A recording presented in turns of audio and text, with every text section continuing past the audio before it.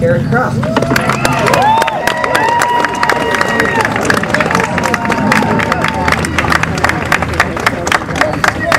I want to thank everybody for lowering their standards and letting me on the podium with them. I'm kind of the affirmative action aspect of this whole thing.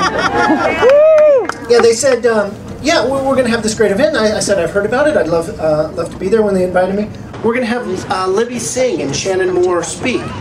And I said, great, that's, you know, kind of a tough act to follow, but that's fine. We're going to have Colleen Murphy speak, too. I go, wow, she's incredible. You know, can I be ahead of them, or do I have to follow them, really? We're going to have the Reverend Cavett and Lenny Moran speak, and I'm like, really? Really? And you'll follow Diane Benson. And I thought you people liked me. So I'm going to shamelessly use some props here. Shamelessly use Shannon with some props.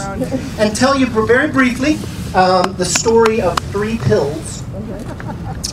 And what they asked me to talk about is the Contraceptive Coverage Act that I helped almost get through the legislature back in 1988. I know, 1998. I'd just been elected in 96, so it was the end of that first term, my first term in the legislature. And of course, the Viagra pill, that's your cue, Shannon, had come out about 2 years ago, come out in 1996. That's a pill. For some reason, she didn't want to touch it. And at the time, it was of course exploding in sales, and almost all, at least a tremendous amount, of insurance companies would cover it. But very few at the time would cover contraceptives. And it seemed to me then, as now as well, that that didn't make any sense, that that was unfair. And so I introduced a bill that would require that coverage. I introduced a contraceptive coverage bill. You have the, yes, there, that's our second prop. So the comparison between these 2 pills and the fact that this was universally almost covered and this were not, seemed to reflect a fundamental unfairness to me. So I introduced it in the legislature.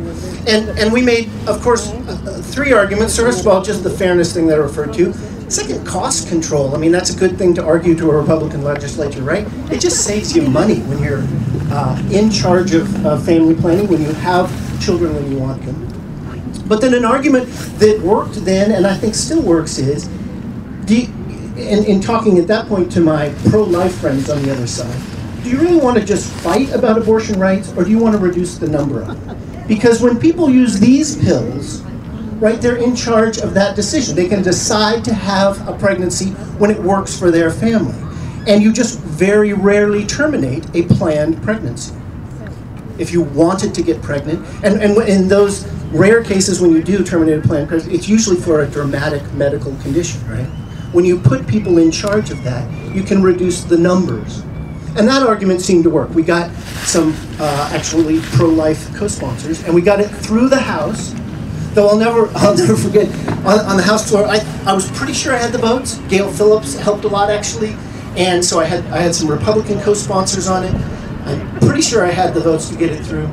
At a break, a long-serving Republican, he's gone now. I won't say his name, but I think you can guess. He's never been married. I don't think he's been on a date that I could tell. No, well, he's gone now is the other clue. She's guessing on the side. He had kind of a weird accent, but I remember him saying, "Oh, Eric, people don't plan families. It just happens." And I remember, like, I'm not even going to deal with you at the time because I'm not even sure you got the biology right? I don't want to sit here in the House floor and explain how all this happens. Get into a theological discussion with him. But it did pass, got all the way to Senate Finance, and that was the same year, and it's so incredible having the great speakers before. Lenny Moran here. I was on the Star Board for a while. She's one of my heroes. And I had not known, actually, that she was one of the plaintiffs in what became the Valley Hospital case. And that was reverberating through the legislature. And at that time, they had a proposed constitutional amendment that would have made it, that would have wiped out that case. That would have made any hospital they would have allowed any hospital to discriminate against reproductive services, essentially excluding from the hospital. And that vote was teetering in the House. That, in fact, it needed 27 votes, it had 26. And I remember very clearly the conversation when, we'll name him, Senator Lauren Lehman tells me, we will pass your bill, contraceptive coverage, if you'll be the 27th vote to do that constitutional amendment, to wipe out that right that women have. Huh? Yeah, that's what I said. In more diplomatic terms, but screw you, and no way. And so my bill failed, but of course that constitutional amendment failed. You can look at the timing there on basis. It wasn't even close. About a couple of years later, in 2000, we got sort of this right, as we've had to do since Griswold v. Connecticut, sort of get this right through the court system, all too often not through the legislature. So we got contraceptive coverage largely, not in every insurance policy, by a 2000 decision on the Equal Rights Commission. So we have that right through different means. But the third pill I wanted to talk about briefly today is this, which is aspirin. It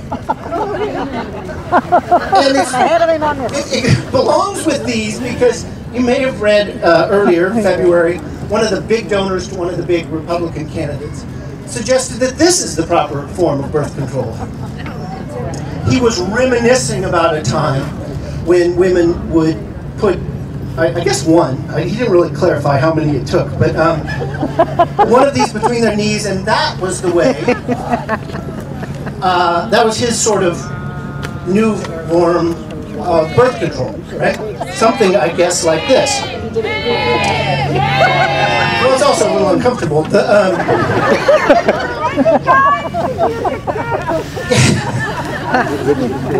The initial problem I had with this suggestion was its lack of imagination. I mean, it just sort of preclude.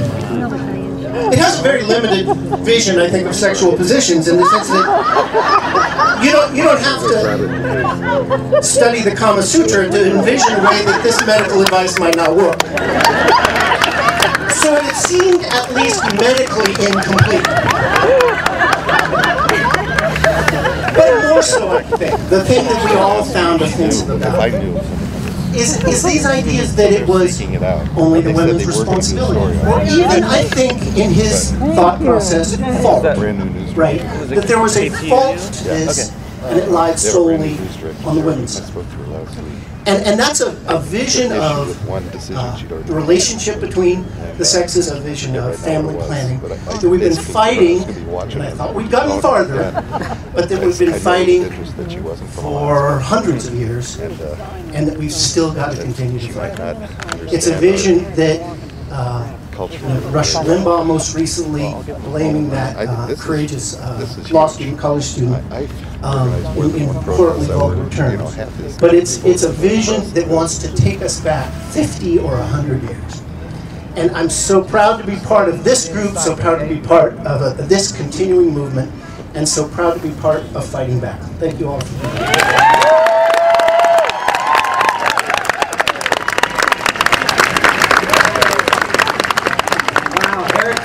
Recreation pack.